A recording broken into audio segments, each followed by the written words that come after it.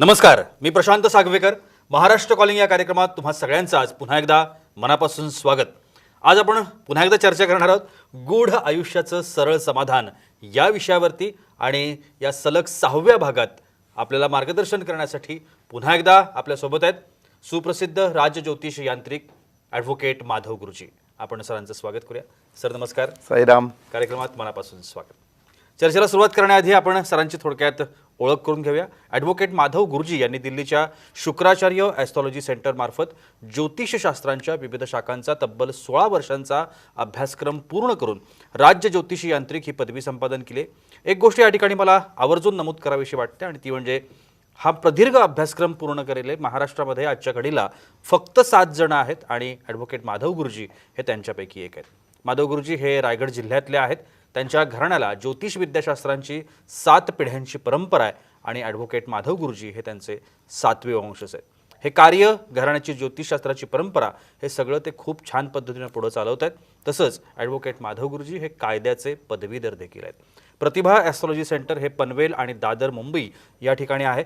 Advocate Madhav गुरुजी या दोन्ही सेंटरमध्ये आपली सेवा पुरवत असतात. माधव गुरुजींना या ठिकाणी जर तुम्हाला भेटायचं असेल तर पनवेल या सेंटरवरती सोमवार ते शुक्रवार या दिवसांमध्ये आणि प्रत्येक शनिवारी आणि रविवारी शिवाजी पार्क दादर मुंबई या ठिकाणी तुम्ही गुरुजींना निश्चितपणाने भेटू शकता. एक गोष्ट अजून एक या ठिकाणी नमूद करायची आहे आणि ती म्हणजे आता ॲडव्होकेट माधव गुरुजी यांचं मार्गदर्शन आपल्याला पुण्यामध्ये सुद्धा मिळणार आहे. नोव्हेंबर महिन्याच्या 27, 28 आणि 29 या 3 दिवशी ॲडव्होकेट माधव गुरुजी हे पुण्यामध्ये कन्सल्टन्सीसाठी येणार आहेत. जर कोणालाही माधव गुरुजी यांना भेटायचं असेल तर त्यांनी या ज्या आता स्क्रीनवरती तुम्ही नंबर पाहताय या नंबरवरती अपॉइंटमेंट तुम्ही बुक करू शकता आणि निश्चितपणाने सरांना त्या ठिकाणी भेटू शकता. चला तर मग चर्चेला सुरुवात करूया. सर पुन्हा एकदा मनापासून स्वागत कार्यक्रमामध्ये. खूप महत्त्वाच्या विषयाने खरं तर आजच्या एपिसोडची मला सुरुवात करायची आहे. आज आपण जर बघितलं तर समाजात आत्महत्यांचं प्रमाण खूप वाढलं आहे. अगदी तरुण वयातली मुलंसुद्धा आत्महत्येकडे वळत आहेत. जे खूप गंभीर समस्या आहे. आत्महत्या ज्यावेळेला एखादी व्यक्ती करू इच्छिते किंवा ती करते तेव्हा खरंच त्या व्यक्तीचा मृत्यूयोग जवळ आलेला असतो का, असं असतं का, आणि त्यावर ज्योतिषशास्त्रानुसार काय सांगितलं? सर्वात पहिली गोष्ट म्हणजे की आत्महत्या ही खूप मोठी दुर्घटना आहे. म्हणजे की ज्यावेळेला माणूस आत्महत्या करतो किंवा आत्महत्या जर आपण बघितली तर आत्महत्यामध्ये आपण असं बघितलं तर बरेचसे लोक त्या गोष्टीकरता प्रयत्न करतात आणि मग त्याच्यामध्ये ही दुर्घटना एका दुसऱ्याच्या बाबतीमध्ये होते आणि 99% लोक त्याच्यामध्ये वाचली जातात किंवा काही प्रसंगाने ते चुकतं. म्हणजे मग त्यावेळेला असं म्हणताच येणार नाही की त्यांचा मृत्यूयोग असतो. आता आपण प्रॉपरली ॲस्ट्रॉलॉजीच्या अँगलमध्ये बघितलं तर ॲस्ट्रॉलॉजीमध्ये ज्या वेळेला एखाद्या माणसाने आत्महत्या केली आणि तो गेला आहे त्यावेळेला त्याचं बघितलं तर त्याचा कुठलाही गंडांतरित योग नव्हता, मृत्यू गंडांतरित योग नव्हता, कुठलाही गंडयोग पण नव्हता. म्हणजे की हे जे आहे की ज्या वेळेला आत्महत्या होते त्यावेळेला त्याचा मृत्यूयोग असेल आणि मग त्याचा मृत्यूयोग आहे म्हणून तो आत्महत्या करतो आहे, अशातला काही प्रकार नाही. म्हणजे आणि याला ॲस्ट्रॉलॉजीमध्ये सुद्धा आत्महत्याच हा शब्द आहे. हे स्पेशली सांगायचं कारण असं आहे की मृत्यू या शब्दाचा ॲस्ट्रॉलॉजीमध्ये कुठेही उल्लेख नाही आहे. म्हणजे कुठेही ज्या ठिकाणी मृत्यू होणार असेल तर त्या ठिकाणी मृत्यू असा शब्द लिहिला नाही जात. त्या ठिकाणी प्रॉपरली हे नोटिंग केलं जातं की इथे याचं जीवनरेषा संपते म्हणजे किंवा तिथे काही अशी टिंब दिली जातात की बस म्हणजे की इथे संपलं आणि कालांतराने पुढे आता त्याचा म्हणजे पुढचा जन्म होईल या हिशोबाने. तर मृत्यू शब्द वापरला नाही जात. काही ठिकाणी फ्रेज वापरली जाते की इंद्राय स्वा तक्षताय स्वा, की त्याप्रमाणे आपल्याला त्याचं नमूद करावं असं वाटतं की तिथे त्याचं आयुष्य संपणार आहे. म्हणजे हे आपल्याकरता एक इंटिमेशन असते पण मृत्यू शब्द वापरलेला नसतो. पण आत्महत्येच्या बाबतीमध्ये ॲस्ट्रॉलॉजीमध्ये प्रॉपरली मृत्यू हाच शब्द वापरलेला आहे की या क्षणाच्या याच्यामध्ये त्याचं ज्या वेळेला हे होईल त्याच्या वेळेला आत्महत्याच हा शब्द त्याच्यामध्ये येईल की तो सुसाईड करण्याचा प्रयत्न करेल किंवा सुसाईड होईल. मग दुसरी गोष्ट हा विचारले की जर त्यावेळेला आपल्याला मृत्यू नाही आहे म्हणजे आणि मग तो आत्महत्या करतो आहे तर मग त्यावेळेला ॲस्ट्रॉलॉजी हे तुम्हाला सांगू शकतं की त्याची आता सिच्युएशन काय म्हणजे त्याच्या कुंडलीमध्ये काय सिच्युएशन आहे. तर ज्यावेळेला माणूस आत्महत्या करतो किंवा आत्महत्येचा विचार त्याला यायला सुरुवात होते त्यावेळेला प्रामुख्याने त्याची ग्रहस्थिती जी असते त्याच्यामध्ये रविबळ पूर्णपणे डाऊन होतं आणि चंद्रबळ पूर्णपणे डाऊन होतं. आज आपण बघा की जेव्हा सकाळी सूर्य उजडला की आपल्याला नवनवीन विचार सुचतात, आपण नवनवीन गोष्टींना सुरुवात करतो. तर त्याप्रमाणे म्हणजे की सूर्य उजडलाच नाही तर काय होईल याचा जर विचार केला तर तशा प्रकारचे विचार त्याच वेळेला मनामध्ये येऊ शकतात ज्या वेळेला तुम्हाला पूर्णपणे रवी तुमचा डाऊन आहे. दुसरं एक प्रमाण याला बघता येईल की बघा प्रशांतजी, जेवढ्या आत्महत्या होतात ना त्या आत्महत्यामध्ये क्वचित एखादी आत्महत्या सकाळच्या वेळेमध्ये होते. नाही तर बाकीच्या आत्महत्या एक तर संध्याकाळी किंवा रात्रीच्या वेळेमध्ये केल्या जातात. म्हणजे ज्या वेळेला रवीचं अस्तित्व नसतं, एक्झॅक्टली कुंडलीप्रमाणे त्यावेळेला असंच असतं की रवी पूर्णपणे डाऊन होतो. म्हणजे रविबळ जे आहे ते रविबळ पूर्णपणे डाऊन होतं. आता रविबळ डाऊन होतं त्यावेळेला मानसिक स्थिती कशी होते, तर त्यावेळेला तुमचा कॉन्फिडन्स एकदम लेस होऊन जातो. म्हणजे कॉन्फिडन्स तुमच्यामध्ये नसतोच. कुठलीही गोष्ट तुम्ही करू शकाल, तुम्ही त्याला फाईट करू शकाल, तुम्ही त्याला सामोरे जाऊ शकाल, किंबहुना त्या बाबतीत विचार कराल अशी तुमची सिच्युएशनच नसते. आणि कॉन्फिडन्स नसल्यामुळे मग कसं होतं की तुमचं जगच थांबून जातं. तुम्ही एखाद्या जागेवरती पूर्णपणे स्थिर थांबून राहता.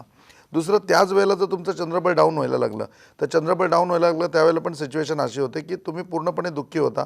तुम्ही पूर्णपणे भूतकाळामध्ये विचार करायला लागता. पाठीमागच्या गोष्टींचा तुम्हाला विचार सुचायला लागतो. आणि भूतकाळामध्ये एकदा गोष्टी तुम्हाला आठवायला लागल्या, मग त्याच्यामधले वाईट प्रसंग, त्याच्यामधले दुःख, त्याच्यामध्ये तुमच्यावरती आलेले प्रसंग, की डेफिनेटली तुम्ही अजून त्याच्यामध्ये गळून जाता. कॉन्फिडन्स लेवल ऑलरेडी गेलेली असते, मनाने पूर्णपणे दुःखी झालेत. मग त्यांची अवस्था अशी होते ना की त्या अवस्थेमध्ये आपण रविचंद्र ज्या वेळेला डाऊन होतात त्याची ॲस्ट्रॉलॉजी काही लक्षणं सांगते. ती लक्षणं आपण ऐका. पहिलं लक्षण त्याच्यामध्ये येतं की विनाकारण आजारी असल्याची भावना होते. म्हणजे कुठलाही तुमच्यामध्ये रोग नाही, पण तरी पण तुम्हाला असं सारखं वाटतं की आपण आजारी आहे. दुसरी गोष्ट, तुमची रात्रीची झोप निघून जाते, तुम्ही अजिबात झोपत नाही आणि सकाळी तुम्ही झोपता. तिसरं, अगदी म्हणजे की तुम्ही रुटीन वर्कमध्ये एखाद्या माणसाचं चेक करू शकता, ते म्हणजे तो सारखा वेळ बघायला लागतो. किती वाजलेत. आता वेळ आपण प्रत्येकजण बघतो, पण आपण बघितलं की 2 वाजलेत, तर आपल्याला साधारण आयडिया असते की आता 2 वाजलेत. आपण 2 वाजून 5 मिनिटांनी पुन्हा बघत नाही की 2:05 झाले का. परंतु ज्यावेळेला रवीच्यावर चंद्रबळ तुमचं डाऊन होतं त्यावेळेला कंपल्सरी तुम्ही पूर्णपणे घड्याळाकडे लक्ष केंद्रित करता आणि तो माणूस वेळ मापायला लागतो. ही सर्वात मोठी इंटिमेशन आहे की ज्याच्यामध्ये रविबळ आणि चंद्रबळ तुमचं डाऊन होतं. चौथी स्टेप याच्यामध्ये अशी येते की तुम्ही विनाकारण संपर्कामधनं बाहेर पडता. म्हणजे की तुम्ही कुणाचे फोन उचलणार नाही, तुम्ही कुणाला फोन करणार नाही, तुमच्या घराच्या बाहेर पडणार नाही, किंवा दैनंदिन जे व्यवहार आहेत, म्हणजे नॉर्मली आपलं नित्यकर्म आहे की सकाळी उठल्यावर आंघोळ करणं, तर ती आंघोळ पण तुम्ही पोस्टपोन करायला लागतं की जाऊ दे, थोड्या वेळाने करू, हे करू ते करू. आणि कधी कधी असं होतं की तुम्ही आंघोळच करत नाही किंवा केली तर एकदम संध्याकाळी करता. ही सगळी उदाहरणं जर तुम्ही बघितली किंवा ही सगळी लक्षणं बघितली, तर ही सगळी लक्षणं तुमची रवी आणि चंद्रबळ डाऊन झाल्याची आहे. अतिशय महत्त्वाचं एक दुसरं असं याच्यामध्ये लक्षण येतं. त्या लक्षणामध्ये ॲस्ट्रॉलॉजी असं सांगते की तुम्ही एखाद्या ठिकाणी, म्हणजे की तुम्ही एकटे आहात आणि तुमच्यासमोर आरसा आला किंवा एखादी अशी गोष्ट आली की ज्याच्यामध्ये तुमचं प्रतिबिंब तुम्हाला दिसतंय, त्यावेळेला तुम्ही त्याच्यामध्ये ते वेडं वाकडं करून बघता, म्हणजे वेडावून बघता स्वतःला. ही जर स्थिती तुमची असेल तर 100% कुठेतरी तुमचं रविचंद्र डाऊनमध्ये चाललेलं आहे. ही लक्षणं त्याच्यामध्ये दिलेली आहे. दुसरं म्हणजे की तुमच्या हातामध्ये पेन भेटला आहे, तुम्ही एकटे आहात, तर तुम्ही अशा काही गोष्टी लिहिता आणि त्याच्यानंतर ते सगळ्या गिरवून त्याच्यावरती रेघोटे मारता. म्हणजे जे काही तुम्ही बनवलं असेल, एखादं चित्र काढलं असेल, एखादी सही केली असेल, एखादं वाक्य लिहिलं असेल, किंवा वॉट एव्हर मे बी एखादा स्लोगन तुम्ही लिहिला असेल, तर तो स्लोगन लिहिला आहे तुम्ही एवढा चांगला, भले तुम्ही टाईमपासमध्ये किंवा तुम्हाला माहिती नाही की त्यावेळेला तुम्ही लिहिताय, पण ज्यावेळेला तुम्ही त्याच्यावरती गिरवताना किंवा घोटाळा करताना त्यावेळेला समजायचं की 100% आपलं रविबळ आणि चंद्रबळ कमी व्हायला लागलं आहे. आणि एक्झॅक्टली रविबळ चंद्रबळ ज्यावेळेला तुमचं कमी होतं त्यावेळेला तुमच्या मनामध्ये विचार निर्माण होतात की आपण आता संपायला पाहिजे, आपला प्रवास इथे संपला पाहिजे, आणि मग आत्महत्येच्या विचाराला सुरुवात होते. म्हणजे ॲस्ट्रॉलॉजीप्रमाणे तुमचा मृत्यू किंवा मृत्यू गंडांतरित योग काहीच नाही आहे, गंडांतर योगही नाही आहे, पण तुम्ही आत्महत्येकडे सरकता. आणि मग एकदा त्या ह्याच्यामध्ये संपर्क तुटला, रविबळ चंद्रबळ तुमचं खाली आलं की तुमच्याकडे दुसरा पर्यायच राहत नाही आत्महत्या करण्याशिवाय. वास्तविक पाहता ह्या व्यतिरिक्त कुठल्याही प्रॉब्लेमला 100% सोल्युशन आहे. म्हणजे कुठलाही असा रस्ता नाही की तुम्ही आत्महत्या ही एकच वाट आहे, 99 वाटा बाकी असतात. म्हणजे दुःखाचा एकच धागा असेल, पण 99 धागे सुखाकडे नेणारे असतात, पण तुम्ही त्याला वंचित होता पूर्णपणे. आणि अशा वेळेला आता बघा, आता प्रश्न जे आपण सगळीकडे बघितलं तर एन्झायटीचं आपण सगळीकडे ऐकतोय की एन्झायटी आहे. नो डाऊट एन्झायटीवर मेडिसिनही असेल किंवा एन्झायटी हा आजारही आहे आणि त्याच्यावर ट्रीटमेंटसुद्धा आहे, पण तुमचा प्रॉब्लेम त्याच्यामध्ये सॉल्व्ह नाही होणार आहे. तुमचा प्रॉब्लेम सॉल्व्ह कधी होईल, जर तुम्ही संपर्कात राहिलात. आणि इथे ॲस्ट्रॉलॉजीचं प्रॉपरली तुम्हाला गाईडलाईन मिळू शकतं. एक छोटंसं उदाहरण सांगतो. आमच्या ऑफिसमध्ये ॲस्ट्रॉलॉजीमध्ये एक व्यक्ती आले आणि त्यांची पत्रिका त्यांनी शो केली आणि त्यांचा चेहरा एकदम गंभीर, 4 वेळा त्यांना घाम आलेला होता, तो त्यांनी पुसला, चष्मा काढला, खिशात ठेवला, पुन्हा चष्मा काढला, पुन्हा लावला. तर 1-2 मिनटं मी त्यांना ऑब्झर्व केल्यानंतर त्यांच्या पत्रिकेमध्ये फक्त बघितलं तर रविबळ चंद्रबळ एकदम डाऊन आलेलं होतं. त्याच्यावर मी त्यांना प्रश्न विचारला की सर तुम्ही काय करताय, तर बोलले नाही मी जॉब करतो आहे, मेडिकल फील्डमध्ये मी जॉबला आहे, फील्ड ऑफिसर मी आहे म्हणून. माझ्या अंडर जवळजवळ 150 MRची टीम आहे, 150 MR माझ्या अंडर काम करतात. मी म्हटलं सर तुम्ही सुसाईड नोट लिहिली आहे का, तसं ते एकदम चपापले. ते म्हणले हो मी उद्याच्या डेटची सुसाईड नोट लिहून आलो आहे म्हणून. तर मी म्हटलं कशाला तुम्ही सुसाईड करता, ते म्हटलं कारण माझ्या आयुष्यात असा प्रॉब्लेम आहे ना की त्याच्याने मला माहिती आहे की मला कोणीच नाही बाहेर काढू शकत. मी म्हटलं असा काय प्रॉब्लेम आहे? ते म्हणले 1,35,00,000 रुपये माझ्या नावावर कंपनीचं आउटस्टँडिंग आहे. म्हटलं ठीक आहे ना, म्हणजे पैशाचाच प्रश्न आहे ना, तो पैशाने सॉल्व्ह होईल. अहो म्हटलं 1,35,00,000 रुपये कुठनं आणणार? माझं घर जरी मी आहे त्या पोझिशनला विकलं तरी बँकेचं कर्ज जाऊन एवढे पैसे हातामध्ये नाही येणार आहे. नातेवाईकांकडनं मदत घेतली तरी एवढी मदत करणारा कोणी माझा नातेवाईक किंवा मित्र नाही आहे. अशा परिस्थितीमध्ये मला सुसाईड करण्याशिवाय पर्याय काहीच नाही आणि माझ्या हातामध्ये मोजून 18 दिवस आहेत. त्या 18 दिवसामध्ये मी बाकी आत्ता 12 दिवस घालवले की ज्याच्यामध्ये एकही पर्याय निघणार नाही. मी त्यांना त्यावेळेला त्यांची पत्रिका ड्रॉ केली आणि पत्रिका ड्रॉ करून त्यांना सांगितलं की तुमच्या ह्याच्यामध्ये एम नावानी कोण आहे तुमच्या सर्कलमध्ये? ते म्हणले एम नावानी सर्कलमध्ये म्हणजे? मी म्हटलं ऑफिसमध्ये तुमचे सिनियर्स किंवा तुमच्या बरोबरचे. ते म्हणले मयंक नावाचा माझा बॉस आहे. हा मयंक बॉस आहे ना, हा मयंकच तुम्हाला याच्यातून रस्ता काढेल. तुम्ही मयंककडे बसा आणि मयंक तुमचा प्रॉब्लेम सॉल्व्ह करेल, असं या प्रश्नकुंडलीमध्ये लिहिलेलं आहे. त्याच्यावरती ते म्हणले अहो मयंककडे गेलो ना तर मला आत्महत्या करायची गरज नाही, तो जागेवर माझा खून करेल, म्हणजे तो गोळ्याच मारेल मला, तो माझा बॉस आहे म्हणून आणि त्याला काही माहिती नाही आहे. मी म्हटलं तुम्ही गलतफहमीमध्ये आहात, तुम्ही मयंककडे जा, मयंककडे क्लिअरली तुम्ही विषय बोला, 100% याच्यावरती सोल्युशन निघेल, तुम्ही याच्यातून बाहेर पडाल. नाही म्हणले, माझी मयंककडे जायची कॅपॅसिटीच नाही, डेअरिंगच नाही आणि कॉन्फिडन्स लेस झालेला होता. मग त्यांना अशा वेळेला मी सांगितलं की एक चमत्कारी लॉकेट आहे आमच्याकडे, जे चमत्कारी लॉकेट तुम्ही घाला की तुम्हाला 100% तुमचा कॉन्फिडन्स येईल. आता हे चमत्कारी लॉकेट जे आहे ना, याच्या आतमध्ये 11 मारुतीचा शेंदूर भरलेला असतो. हा एक सुंदर प्रयोग आहे, हा तुम्हीसुद्धा घरच्या घरी करू शकता आणि असं लॉकेट जर तुम्ही तुमच्याजवळ वापरलं तर 100% तुमच्यामध्ये इतका कॉन्फिडन्स येतो ना की एखादी जटिलमधली जटिल समस्या जरी असेल ना तरी तुम्ही छाती फुगवून त्याच्यासमोर सामोरे जाल आणि 100% फाईट कराल आणि तुम्ही सक्सेसही व्हाल. मग त्यांना चमत्कारी लॉकेट आम्ही दिलं, चमत्कारी लॉकेट त्यांनी परिधान केलं आणि मग ते दुसऱ्या दिवशी त्या मयंकला जाऊन भेटले. मग मयंकला ज्यावेळेला भेटले त्यावेळेला त्यांनी मयंकला सरळ सांगितलं की असं 1,35,00,000 माझ्या नावावर आउटस्टँडिंग आहे, मला कालच अकाउंट्समधनं असं सांगितलं आहे आणि 18 दिवसामध्ये पैसे नाही भरले तर माझी नोकरी जाऊ शकते किंवा माझ्यावर कारवाई होऊ शकते. आता ह्या याच्यामध्ये मी काय करू? आता मयंकने हे सगळं ऐकल्यावर तो शांत झाला आणि तो म्हणला मग 1,35,00,000 रुपये कुठे गेले? मग यांनी सांगितलं की आपले जे डिस्ट्रीब्युटर आहेत त्या डिस्ट्रीब्युटरला मी स्कीम दिल्या वेगवेगळ्या, त्याच्या अगेन्स्टमध्ये त्यांनी कंपनीचा माल घेतला. पण व्यापारी लोक हुशार असतात, त्यांनी त्याच्या अगेन्स्टमध्ये फ्री जो माल येणार होता त्याचे पैसे कट करून टाकले. मग त्यावेळेला मयंकने सांगितलं मग हा स्टॉक कुठे आहे? त्यांनी सांगितलं हा सगळा कंपनीच्या गोडाऊनमध्ये आहे. मग तो किती व्हॅल्युएशनचा आहे? तर त्यावेळेला त्यांनी सांगितलं की हा व्हॅल्युएशनचा लगभग म्हणजे की मला 1,35,00,000 भरायचे आहेत आणि 1,20,000पर्यंत हा स्टॉक आहे, म्हणजे 10-15 लाख रुपये इकडे तिकडे व्यवहारामध्ये झालेले आहेत, बाकी काही प्रॉब्लेम नाही आहे. मग मयंकनी सांगितलं ठीक आहे, माझ्याकडे एक आता नवीन डिस्ट्रीब्युटर नेमायचं आहे, त्याला 90 लाखाचा स्टॉक लागणार आहे, ह्याच्यामधलं जेवढं मटेरियल त्याला पास करता येईल तेवढं मी पास करतो आणि हे बिलिंगमध्ये आणतो. 90 कोटीपर्यंत मी तुला ॲश्युरन्स देतो की तुझ्या 15 दिवसाच्यात 90 कोटी आउटस्टँडिंग मी घालवीन, 45 लाखाचं तू बघ म्हणून. त्यावेळेला यांचा जीव हायसा झाला की आता चला आता 45 लाखाचंच बर्डन आलं.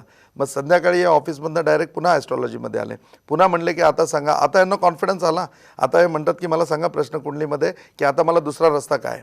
मी त्यांना सांगितलं अहो सरळ आहे, पहिला रस्ता मिळाला तिथेच दुसरा रस्ता मिळाला. ते म्हणले काय? मी म्हटलं ते नवीन डिस्ट्रीब्युटर करतायत, तुम्ही एक नवीन डिस्ट्रीब्युटर करा, त्याला उरलेला 45 लाखाचा माल द्या, सगळं क्लिअर होऊन जाईल. मग त्यांनी त्यांच्या मुलाच्या नावावरच एक डिस्ट्रीब्युटरशिप घेतली आणि 45 लाखचं त्याच्यावर ट्रान्सफर केलं. म्हणजे 24 तासाच्या आत त्या गोष्टीला वे आउट निघाला आणि हे जनाब आत्महत्या करायला निघालेले होते. म्हणजे ही जी स्थिती आहे ना की ही स्थिती तुम्ही एन्झायटी म्हणलं तर एन्झायटीवरती ट्रीटमेंट आहे, तुम्ही औषध घेऊ शकाल पण याच्याने तुम्ही बरे व्हाल, परंतु तुमचा प्रॉब्लेम नाही सॉल्व्ह होणार. पण तुम्ही हेच ॲस्ट्रॉलॉजीमध्ये आले तर तुमच्या प्रॉब्लेमला डेफिनेट ह्याच्यामध्ये सोल्युशन आहे, जे सोल्युशन घेऊन तुम्ही 100% हा जो चुकीचा रस्ता एक धरला आहे तो सोडून 99 वाटा तुम्हाला दिसतील. ही प्रश्नकुंडली आहे ना, ही खूप मार्गदर्शन करणारी आहे. आणि पुन्हा एकदा मी निक्षून सांगतो की तुम्हाला आत्महत्या करायची इच्छा होत असेल असं कुठेही समजू नका, तुमचं जीवन संपते. 100% तुमचं जीवन पुढे आहे. तुमचं रवी बळ आणि चंद्रबळ फक्त डाऊनमध्ये झालेलं आहे, ज्याला तुम्ही 100% सोप्या उपायांनी सुद्धा वरती आणू शकता. मग ज्यावेळेला अशा वेळेला होतं की चमत्कारी लॉकेट वगैरे सुद्धा जर एवढी परिस्थिती भयानक असते त्यावेळेला त्याच्या खिशात पैसे असतील वा नसतील, मग असेही उपाय येतात की ज्याच्यामध्ये तुम्हाला खर्च करावा लागत नाही. ह्याच्यामध्ये पहिला आम्ही गाईडलाईन हा करतो की तुम्ही सकाळी लवकर उठत जा, सकाळी लवकर उठायचं, अर्ली मॉर्निंग तुम्ही उठायचं, फिरायला जायचं, सूर्यनमस्कार तुम्ही घालू शकत असेल तर सूर्यनमस्कार घाला, आयदर तुम्ही फ्रेश एअरमध्ये जेवढा टाईम राहता येईल तेवढा टाईम राहा. सकाळी तुम्ही लवकर उठले की रात्री तुम्हाला लवकर झोप येणार, म्हणजे जो झोप न येण्याचा प्रॉब्लेम आहे ना तो इथे सॉल्व्ह होतो. म्हणजे सकाळी उठल्याचा तो पहिला फायदा होतो. दुसरी गोष्ट की ज्यावेळेला तुम्ही तुमच्याकडे वर्किंग आवर्स वाढतात त्याला डेफिनेट तुम्ही आणखीन विचार करायला लागता आणि त्याच्यामध्ये या 99 वाटासुद्धा तुम्हाला दिसतात. दुसरी अशी काही स्तोत्र आहेत की जी स्तोत्र म्हणल्यानंतर 100% तुमची म्हणजे की माइंड पॉवर जी आहे ती माइंड पॉवर पूर्णपणे वाढते, चंद्रबळ तुम्हाला प्राप्त होऊ शकतं. ह्याच्यामध्ये प्रामुख्याने मारुतीची उपासना केली जाते, हनुमान चाळीसा याच्यामध्ये वापरली जाते. त्याच्यानंतर मेडिटेशनमध्ये 3 खूप सुंदर मेडिटेशन आहेत, ते सुद्धा आम्ही त्याच्यामध्ये करायला सांगतो की ज्याच्याने त्याचा पूर्णपणे तुम्हाला फायदा होतो. म्हणजे असं नाही की फक्त तुम्हाला याच्यावरती काही सोल्युशन विकत घ्यायचं आहे, अशीही खूप सारी सोल्युशन आहेत की ज्याच्याकरता पैसा नाही लागणार आहे. तुम्ही अशा समस्येमध्ये असाल आणि तुम्हाला वाटत असेल की तुमचं रविबळ चंद्रबळ डाऊन होतं आहे, तुम्ही 100% संपर्क करा. डेफिनेटली मी प्रतिभा ॲस्ट्रोलॉजीच्या माध्यमातून हा चुकीचा रस्ता बंद करून 99 उजेडाच्या वाटा तुम्हाला दाखवण्याचा प्रयत्न करीन. नक्कीच खूप छान असं आपल्याला सोल्युशन सरांनी सांगितलं. खरं तर आत्ता जी काही स्थिती आहे समाजामधली, अनेक ठिकाणी आत्महत्याचे प्रकरण आपण सगळेजण बघतो, नेहमीच्या बातम्यांमधून आपण सगळेजण पाहत असतो. पण आत्ता जर सर म्हणाले की एकच वाट आहे ती आणि बाकी 99 वाटा ह्या सुखाकडे जाणार आहेत, त्यामुळे त्या जर जाणून घ्यायच्या असतील तर तुम्ही निश्चितपणानं सरांना भेटू शकता. सरांचं जे प्रतिभा ॲस्ट्रोलॉजी सेंटर आहे पनवेलमध्ये आहे, दादरमध्ये आहे, त्याच्या सगळ्या वेळा आणि सगळं तुम्हाला समोर आहेत, स्क्रीनवरती नंबर्स आहेत. निश्चितपणानं अशा कुठलाही मार्ग स्वीकारण्याच्या आधी एकदा निश्चितपणाने तुम्ही सरांना भेटू शकता. वेळ होत्या का छोट्याशा विश्रांतीची, कुठेही जाऊ नका, पाहत राहा महाराष्ट्र कॉलिंग.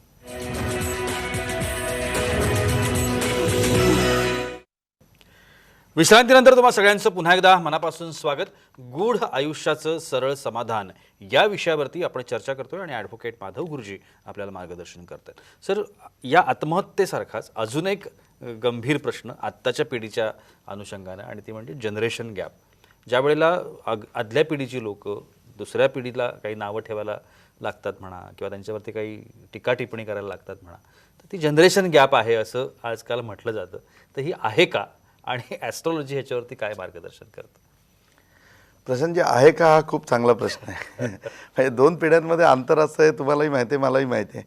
परंतु जनरेशन गॅप जर ॲस्ट्रॉलॉजीच्या माध्यमातून बघितलं तर ही आपण बनवलेली एक फ्रेज आहे. म्हणजे ॲस्ट्रॉलॉजीमध्ये कुठेही जनरेशन गॅप नाही आहे. आणि तुम्ही प्रॅक्टिकल याच्यामध्ये सुद्धा याचं जर उदाहरण बघितलं तर ज्यावेळेला मुलगा आणि वडिलांमध्ये पटत नाही त्यावेळेला मग आपण म्हणतो की जनरेशन गॅप आहे. आईमध्ये आणि मुलीमध्ये विचारांचा प्रॉब्लेम आला की आपण म्हणतो जनरेशन गॅप आहे. पण मग याच वेळेला जर सासू आणि सुनेमध्ये वाद झाला तर तुम्ही जनरेशन गॅप नाही म्हणत, तुम्ही म्हणता नाही ते नातंच तसं आहे, सासू आणि सुनांचं पटतच नाही. मग तेव्हा का नाही तुम्ही जनरेशन गॅप धरत? आता जनरेशन गॅप धरली तर वडील ज्या वयाचे आहेत त्याच वयाचे त्याचे टीचर असतात, म्हणजे की शाळेमध्ये प्रोफेसर असतात, स्कूलमध्ये प्रोफेसर असतात, मग त्यांच्याबरोबर त्याचं जमतं. आता याच्यामध्ये आपण नातं घेतलं तर आजोबा आणि नातू आहे, म्हणजे वडिलांचे वडील आहेत किंवा आईचे वडील आहेत, मग ते तर एक पिढी सोडू नये. आजकाल तुम्ही बघा की नातवांचं आणि आजोबाचं किती चांगलं कॉम्बिनेशन असतं, म्हणजे किती चांगलं त्यांचं जुळतं. मग जर त्यांचं दोघांचं जुळू शकतं तर मग जनरेशन गॅप कसे असू शकते? तर जनरेशन गॅप असा कुठलाही सब्जेक्ट ॲस्ट्रॉलॉजीमध्ये नाही आहे. ॲस्ट्रॉलॉजी फक्त एवढंच म्हणते की तुमचे वैचारिक मतभेद असू शकतात, आणि वैचारिक मतभेद तुमचे कोणाबरोबरही असू शकतात. समवयस्क तुम्ही 2 मित्र असताना सुद्धा तुमचं सगळ्याच गोष्टीवर पटू शकतं असं नाही. नवरा बायको जे आहेत की जवळजवळ समवयस्कच असतात, परंतु त्यांचंही पटत नाही. म्हणजे ह्या सगळ्या गोष्टीला तुम्ही जनरेशन गॅप हे उदाहरण नाही देऊ शकत, किंवा जनरेशन गॅप नाही म्हणू शकत तुम्ही. तर याच्यामध्ये वैचारिक मतभेद याच्यामध्ये असू शकतात. परत इथे सर्वात मोठी गोष्ट आहे म्हणजे की इथे तुम्हाला ॲस्ट्रॉलॉजी एकमेव सोल्युशन आहे. म्हणजे उद्या तुमचं एखाद्याबरोबर पटत नाही तर पटत नाही म्हणून तुम्ही कुठल्याही मेडिकलमध्ये जाऊन सांगू शकत नाही की माझं वडिलांबरोबर पटत नाही तर मला एक पटायची गोळी द्या, किंवा डॉक्टरला जाऊन सांगू शकत नाही की मला एक इंजेक्शन द्या की जेणेकरून माझं पटेल. म्हणजे ही समस्या आहे, या समस्येवरती 100% सोल्युशन तुम्हाला ॲस्ट्रॉलॉजीमध्ये आहे. आता सोल्युशन इतकं चांगलं आहे ना की ॲस्ट्रॉलॉजीमध्ये मी तुम्हाला सांगितलं की हे 8 सिद्धींचं आणि 13 सिद्धांताचं पूर्णपणे सायन्स आहे. याच्यामध्ये सिद्धांत येतो कालाय तस्मिन् नमः. म्हणजे ॲस्ट्रॉलॉजी कायम सांगते की काळानुरूप बदलायला पाहिजे. तुम्ही ज्यावेळेला पत्रिका घेऊन येता आणि तुमची पत्रिका दाखवतात त्यावेळेला तुमच्या बर्थ टाईमची असलेली ग्रहस्थिती आहे, पण मी ज्यावेळेला पत्रिका बघतोय ना तर मी त्या पत्रिकेबरोबर आत्ताची रिसेंटमध्ये जी पत्रिका चालू आहे ती त्याच्याबरोबर बघतोय. का तर कालाय तस्मिन् नमः, तेव्हाची ती ग्रहस्थिती होती. आत्ता तुमच्या आयुष्यामध्ये काय चाललं आहे हे त्याच्यावरनं नाही कळणार, हे आत्ताची जी कुंडली आहे त्याच्यावरनं कळेल. मग ती कुंडली तुमच्या कुंडलीवरती मॅच केली जाते आणि मग ती मॅच करून त्याच्यामध्ये पूर्णपणे मार्गदर्शन केलं जातं. पुन्हा एकदा मी सांगतो की याच्यामध्ये सोल्युशन फक्त आणि फक्त तुम्हाला ॲस्ट्रॉलॉजीमध्ये मिळू शकतं, दुसऱ्या कुठल्याही ठिकाणी याच्यामध्ये तुम्हाला सोल्युशन मिळू शकत नाही. आता याच्यामध्ये गंमत बघाल ना तर याच्यामध्ये कसं आहे की वैचारिक मतभेद का निर्माण होतात? तर जसं आपल्याला सगळ्यांना ज्ञात आहे की 27 नक्षत्र आहेत. या 27 नक्षत्रानुसार तुमच्या स्वभावाच्या 9 क्वालिटी ठरलेल्या आहेत की 9 प्रकारेच तुमचं वर्ग आणि प्रवर्ग तयार होतात. या प्रवर्ग आणि प्रवर्गामध्ये मोद येतो आणि प्रमोद येतो. सन्मुख येतो म्हणजे सुमुख येतो आणि दुर्मुख येतो, आणि विघ्न करता आणि अविघ्न करता अशी त्याची नावं आहेत. म्हणजे अशी अनुक्रमे 9 त्याच्यामध्ये स्वभावाचे तुमच्या प्रत्येकाच्या पॅटर्न येतात तुम्हाला समजावं म्हणून, आणि त्या पॅटर्नमध्ये नक्की तुमचा स्वभाव कुठे येतोय ना त्याच्यावरती पूर्णपणे कॅल्क्युलेशन केलं जातं. मग अशा ज्या वेळेला समस्या येतात की ज्याला तुम्ही जनरेशन गॅप म्हणता, ॲस्ट्रॉलॉजी त्याला वैचारिक मतभेद म्हणून फक्त बघते, आणि मग त्या वैचारिक मतभेदामध्ये पूर्णपणे कॅल्क्युलेशन केलं जातं. त्यावेळेला एवढंच बघितलं जातं की याच्या नक्षत्रानुसार, याच्या पत्रिकेनुसार हा कुठल्या ह्याच्यामध्ये आहे, म्हणजे की हा सुमुखमध्ये आहे का हा दुर्मुखमध्ये आहे, हा विघ्नकर्तामध्ये आहे का अविघ्नकर्तामध्ये आहे. आणि मग या सगळ्या गोष्टीला अतिशय सोपी सोल्युशन आहेत की जी सोल्युशन त्यांना सांगितली जातात, जी सोल्युशन तुम्ही अंमलामध्ये आणू शकता, आणि त्याच्यानंतर 100% तुमच्या आयुष्यामध्ये बदल घडतो. कितीतरी अशी उदाहरणं येतात की ज्या उदाहरणामध्ये मुलाचं आणि वडिलांचं जमत नाही, मग ते वडील येतात किंवा तो मुलगा येतो आणि मग त्याची पत्रिका शो करतो, आणि पत्रिका शो करून झाल्यावर तो म्हणतो की वडील इतके बोलतात ना मला की हिशोबाच्या पलीकडे, म्हणजे मी आता कॉलेजला आहे, 12वीपर्यंत मुलगा तुमचा ऐकतो, म्हणजे जोपर्यंत तो 17 वर्षाचा असतो तोपर्यंत तुमचा ऐकतो. 12वीच्या पुढे गेल्यानंतर ही समस्या जास्त प्रमाणामध्ये तुम्हाला भेसावी लागते. त्यावेळेला कालायत अस्मिन् मग बदल तुमच्यामध्ये व्हायला पाहिजे, पण तुम्ही त्यावेळेला बदल करत नाही, आणि मग त्याच्यामध्ये वादविवादाला वाढायला सुरुवात होते. मग त्यावेळेला आमच्यासमोर पत्रिका आल्यानंतर आम्ही एवढंच बघतो की हा सुमुख आहे का दुर्मुख आहे. मग सुमुख असेल तर सुमुखप्रमाणे त्यांनी काय चेंजेस करायला पाहिजेत, दुर्मुख असेल तर दुर्मुखप्रमाणे काय चेंजेस करायला पाहिजेत, हे त्यानुसार प्रत्येकाला वेगवेगळी सोल्युशन आहेत. परंतु जनरल जर जनरेशन गॅप किंवा तुमचे वैचारिक मतभेद होत आहेत, तुमचं कुणाशी पटत नाही, तर ॲस्ट्रॉलॉजी ह्याच्यामध्ये खूप चांगलं सोल्युशन सांगते. ह्याच्यातली काही सोल्युशन मी तुम्हाला सांगतो जे तुम्ही घरच्या घरी करू शकता. तुमचेही असे वैचारिक मतभेद होत असतील, मग ते जनरेशन गॅपमध्ये असतील किंवा नसतील, असतीलही किंवा नसतीलही, तर हरिवंश पुराण म्हणून पुस्तक आहे. जे हरिवंश पुराण तुम्ही डेली रेग्युलर वाचा. असं नाही की ती पोथी म्हणून त्याचं काही अध्याय करा, त्याचं काही पारायण करा, बस एक बुक म्हणून तुम्ही ते रेग्युलर वाचा. मग जर्नीमध्ये तुम्ही वाचलं तरी चालेल, हा पण काळजीपूर्वक वाचा. त्याच्यामध्ये प्रत्येक गोष्टीचं सोल्युशन दिलेलं आहे. कालाय तस्मेन नमा हा एक सिद्धांत या ठिकाणी लागू होतो. आणि परस्पर देवोभव, जिथपर्यंत तुम्ही समोरच्याचं कौतुक करत नाही ना, जिथपर्यंत तुम्ही समोरच्याला समजावून सांगत नाही किंवा जिथपर्यंत तुम्ही समोरच्याकडनं उत्कंठा दाखवत नाही, तिथपर्यंत 100% ही गॅप निर्माण होते. आणि दुसरं ॲस्ट्रॉलॉजी याच्यामध्ये सोल्युशन देते, जे प्रशांतजी खूप इम्पॉर्टंट आहे, की प्रत्येकाला काय हवं असतं. तुम्हाला जर प्रत्येकाला काय आवडेल, काय प्रत्येकाला हव्यास असतो, किंवा प्रत्येक गोष्टी प्रत्येक माणसाला प्रत्येक वयामध्ये काय हवं असतं. सगळ्यांची एक गोष्टी कॉमन आहे की जी प्रत्येकाची आवडती असते, ती म्हणजे स्तुती. सगळ्यांना स्तुती खूप प्रिय असते. मग कुठल्याही वयामध्ये असेल तर ती स्तुती तुम्हाला आवडते, तर तुम्ही याच्यावरती स्तुती करू शकता. ज्या माणसाबरोबर तुमचं पटत नाही किंवा वैचारिक मतभेद नाही ना, तुम्ही फक्त त्याची स्तुती करा. डेली रुटीनमधल्या त्याच्या कामाची स्तुती करा. बघा प्रॉब्लेम डेफिनेट सॉल्व्ह होईल. नाही तर हरिवंश पुराण आहे, आणि याच्या व्यतिरिक्त हे करायला तुम्हाला जमत नसेल तर माधव गुरुजी आहेतच. तुम्ही केव्हाही येऊ शकता प्रतिभा ॲस्ट्रॉलॉजीमध्ये, आणि याच्यावरती सोल्युशन प्राप्त करून घेऊ शकता. गेल्या 7 भागांपासून आपल्याला गुरुजी मार्गदर्शन करतात. आपल्या आयुष्यातले सगळ्यात छोटे असे वाटणारे हे सगळ्या अडचणी आहेत म्हणूया, समस्या आहेत म्हणूया, किंवा प्रश्न आहेत असं आपण म्हणूया, आणि या प्रश्नांचं जे थेट प्रभाव आहे हा आपल्या सगळ्यांच्या आयुष्यावर पडतो. आणि मला वाटतं हे जे काही समाधान गुरुजी देत आहेत हे खूपच महत्त्वाचं आहे. तुम्हाला जर मिस झालं असेल, तुम्ही यूट्यूबवरती निश्चितपणाने हे एपिसोड्स बघू शकताच, पण तरीसुद्धा मार्गदर्शनाची आवश्यकता असेल, सरांना भेटायचं असेल, तर स्क्रीनवरती आत्ता जे नंबर दिलेत त्या नंबरवर तुम्ही सरांना कधीही संपर्क करू शकता.